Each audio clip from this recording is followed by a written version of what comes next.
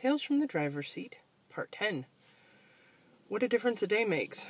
Or, preparing for the storm. I'm not actually driving.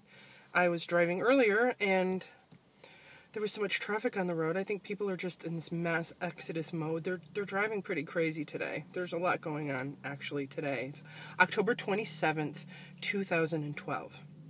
And Hurricane Sandy is due to hit our portion of the world probably within 36 hours. Definitely within 36, probably within 24-ish. Something like that. We're going to start getting a lot of rain, and then they're not really sure where the eye is actually going to hit. Being in the south center of Connecticut should be pretty interesting.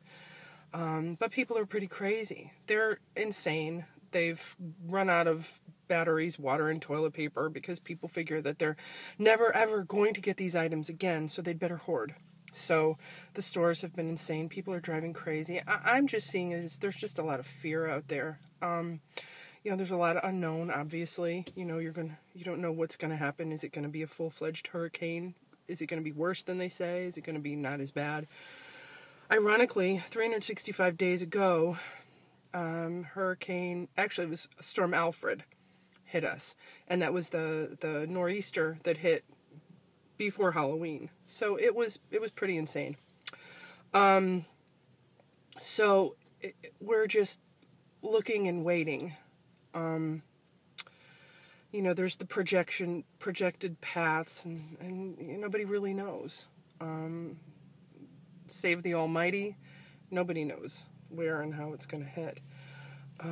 Obviously, people are stocking up on things and want to be prepared. We remember even Hurricane Irene, who hit August 28th, just a few months before Storm Alfred. That was a big one for us too. And we're starting to realize that you really have to kind of get prepared for these things. It's kind of like my thinking is you prepare for the worst and hope for the best. So at least if you have to deal with stuff, you have the necessary supplies, you have what you need. But yet you're still hoping that, somehow this thing might be lessened, go out to sea, get blown up. Interesting. It's so interesting to see how people prepare. You have the one school of thought that they're so paranoid and they're, gonna hide. They're gonna hide in their fallout shelter until it's all over. And then you have the other school of thought that says, well, it's not gonna be bad. I don't care, whatever. So, you kind of have the two schools going on at the same time. And I kind of fall somewhere in between. And, interestingly enough, of course, I have to draw a spiritual parallel to it. Preparing for storms in the spiritual sense is, I think, just as important because the storms come and they're unavoidable. And what are you going to do when they hit? Are you going to be taken aback? Or are you going to be somewhat prepared? I know that in the Bible it talks about the 10 virgins, and 5 had enough oil for their lamps and 5 didn't. And 5 were, right on the money and prepared. And when the groom came, off they go. And then the 5 unprepared ones were kind of left hanging. I want to be among the prepared. I know that when the storms hit, my best defense is a good offense.